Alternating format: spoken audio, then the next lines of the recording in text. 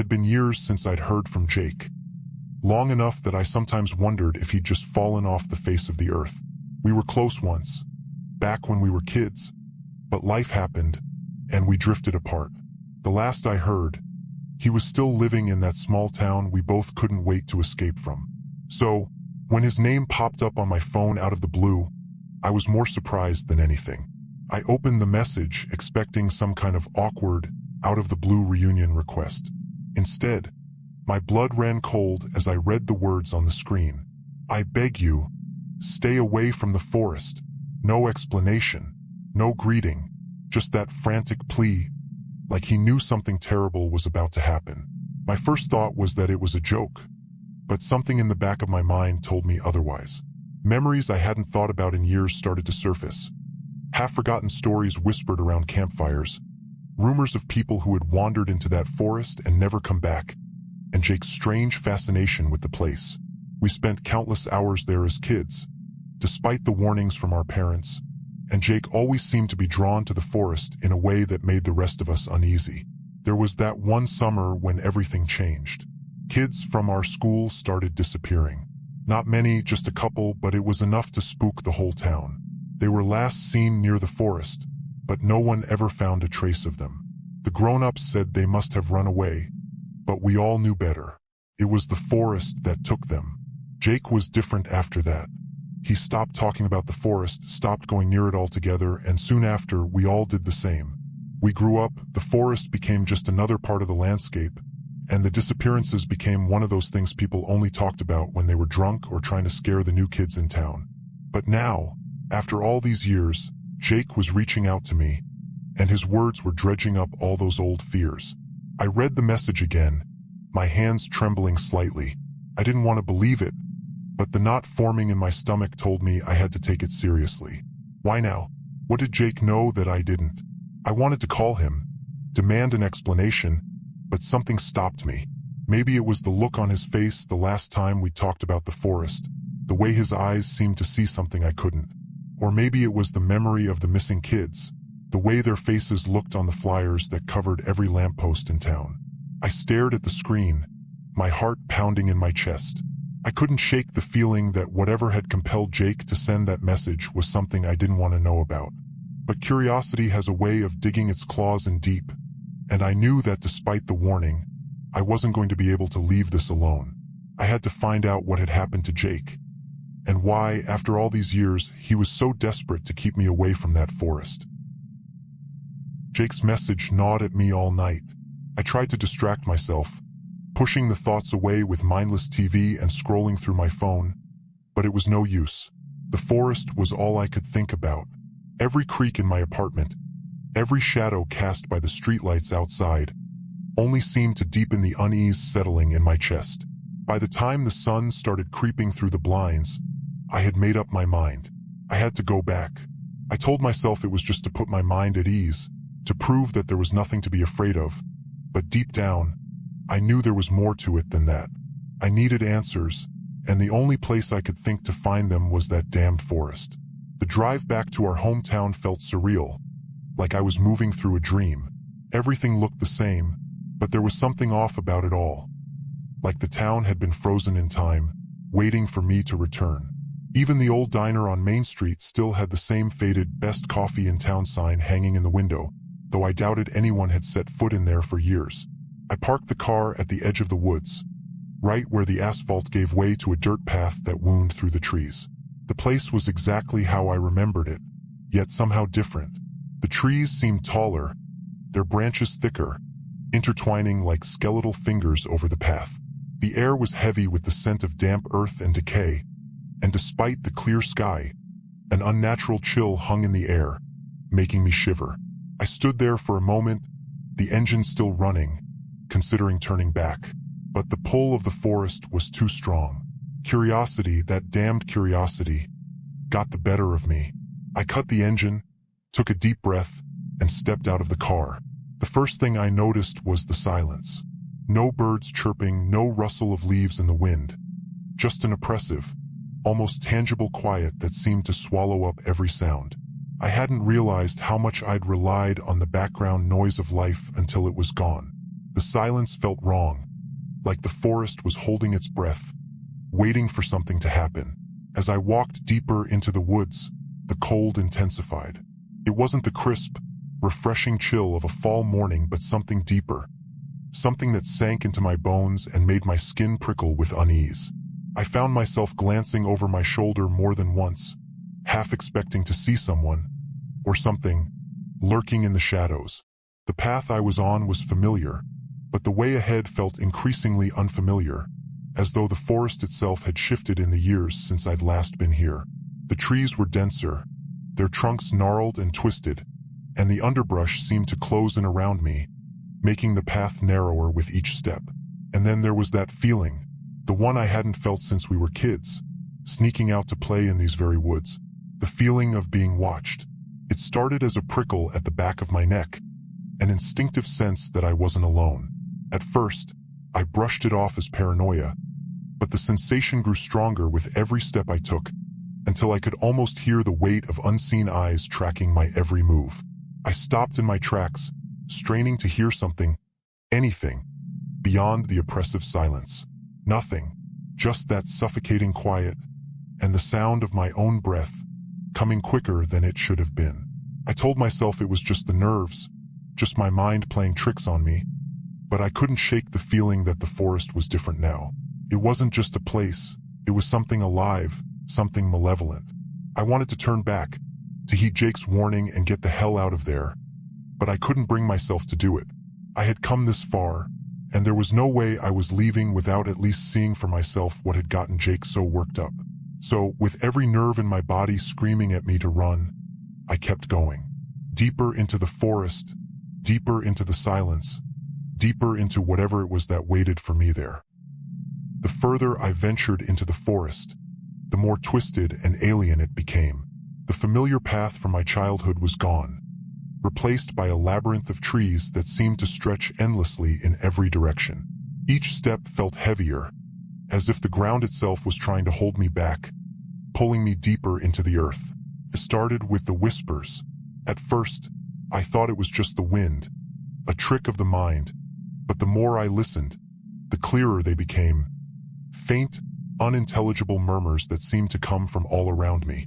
They rose and fell with the rhythm of my breath, a disjointed chorus of voices that I couldn't quite make out, but that felt disturbingly familiar. It was as if the forest was speaking to me, trying to tell me something, though I couldn't understand what.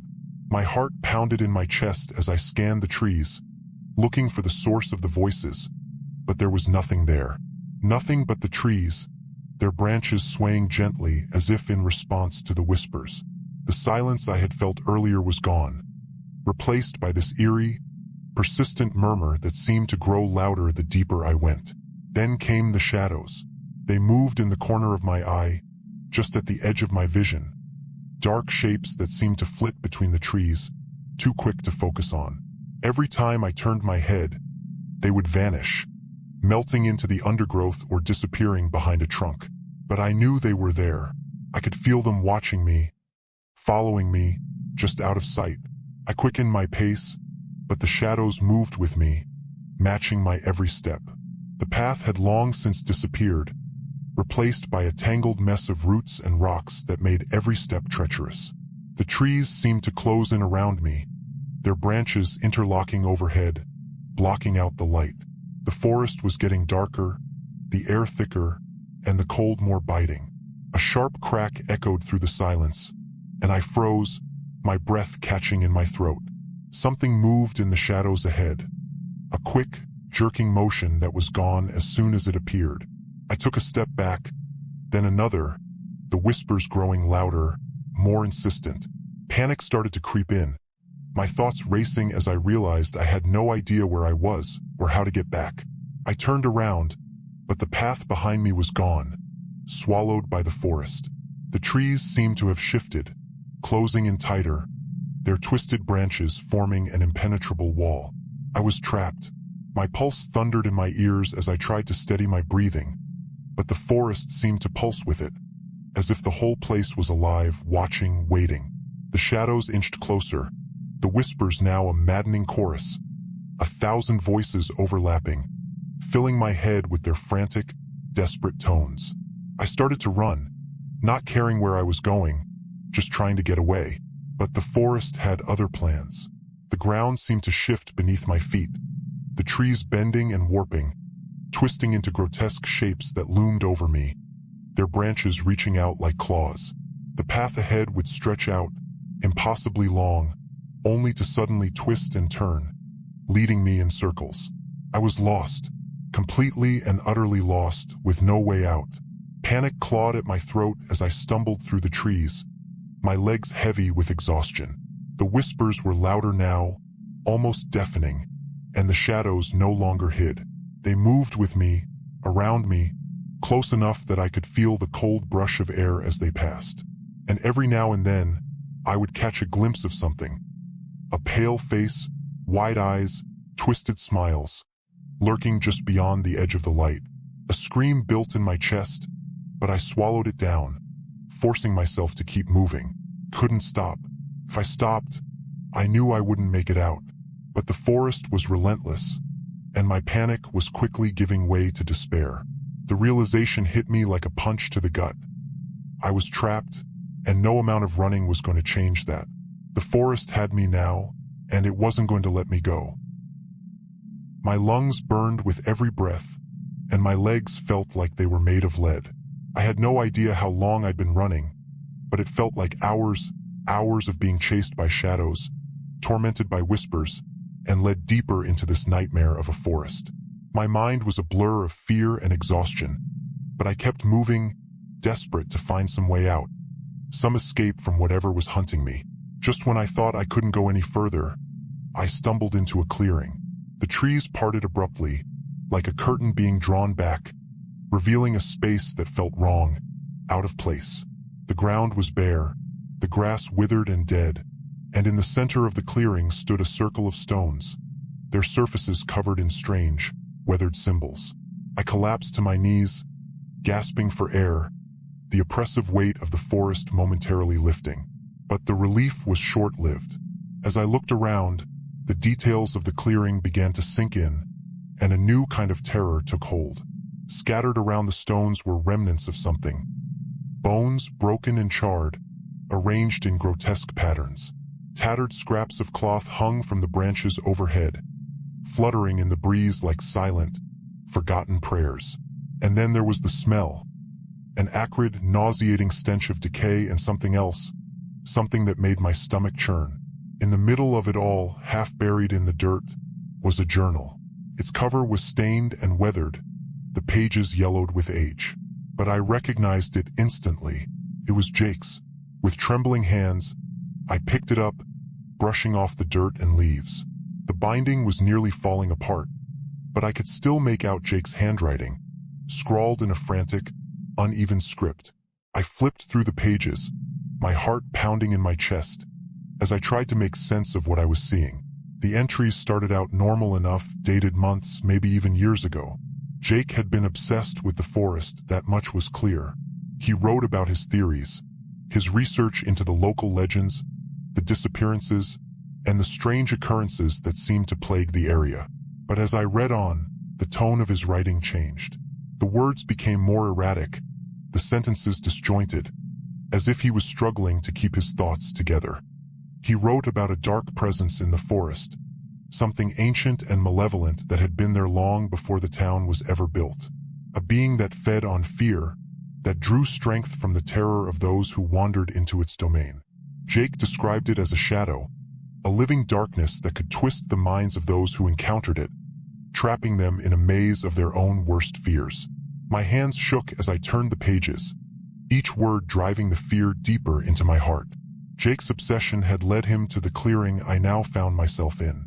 He believed the Circle of Stones was a place of power, a gateway, or maybe a prison, for the entity that haunted the forest. The rituals, the bones, the symbols.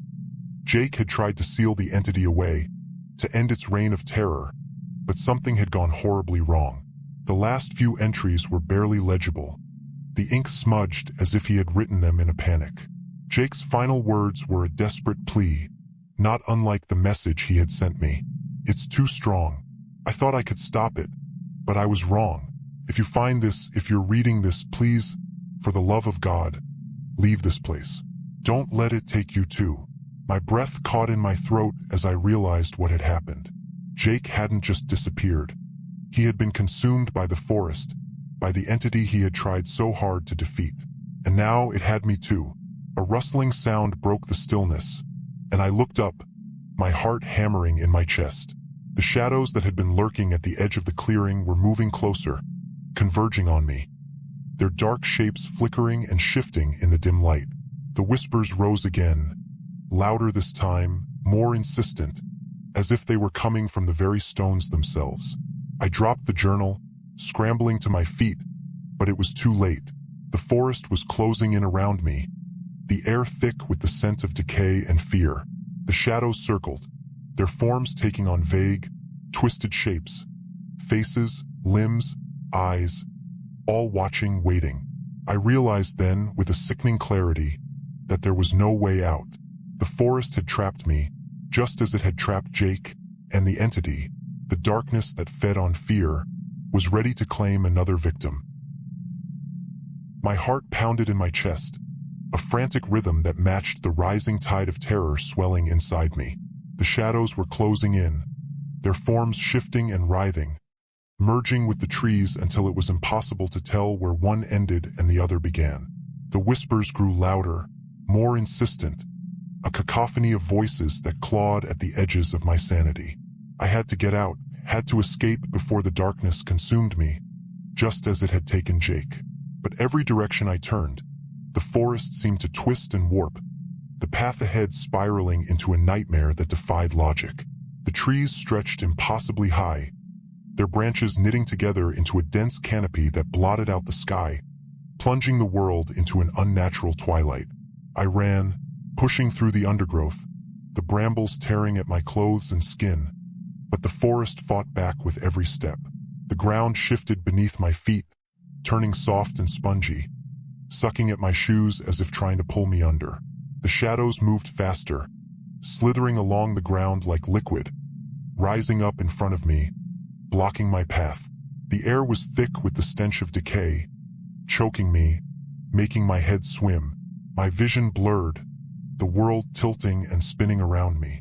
I stumbled, fell, and the whispers rose to a fever pitch, the voices screaming in my ears, filling my mind with images of death and despair. I could see Jake now, his face twisted in agony, his eyes wide with terror. His voice joined the others, a desperate, mournful wail that echoed through the trees. "Run! You have to run!" But there was nowhere to go. The forest had become a labyrinth, its twisted paths leading me deeper into the heart of the darkness. I forced myself to my feet, ignoring the pain that shot through my legs, the exhaustion that threatened to drag me down. Couldn't let it win. I couldn't let the forest take me like it had taken Jake. With every ounce of strength I had left, I pushed forward, fighting against the pull of the shadows, the weight of the fear that clung to me like a shroud. The forest closed in tighter, the trees pressing in from all sides, the branches scratching at my face, tearing at my clothes. The ground beneath me shifted, sloping downward, as if leading me into a pit. My legs burned, my lungs screamed for air, but I kept running, kept pushing forward, refusing to give in. And then, just as suddenly as it had begun, the forest opened up. The trees parted, the shadows receded, and I found myself standing at the edge of the clearing where it had all started. The circle of stones lay silent, the air still, as if the forest itself had paused to watch what I would do next. I didn't hesitate. I bolted, sprinting for the car parked at the edge of the woods, not daring to look back.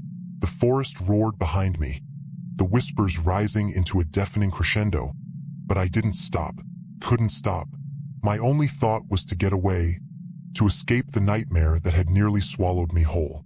I reached the car, yanking the door open with trembling hands, and threw myself inside. The engine roared to life, and I slammed my foot on the gas, the tires spinning in the dirt before finding traction and launching me down the road. As I sped away, the forest loomed in the rearview mirror, a dark, impenetrable wall of trees that seemed to pulse with malevolent energy. But the further I drove, the more it receded, until it was just a shadow on the horizon. A distant memory of a place that should never be entered. But the fear didn't leave me. It clung to me, gnawing at the edges of my mind, a constant reminder of what I had seen, what I had narrowly escaped. I could still hear the whispers, faint and far away, like a distant echo that would never truly fade. I don't know how I made it out or why the forest let me go. But I know one thing for certain. I'll never be the same. The forest took something from me.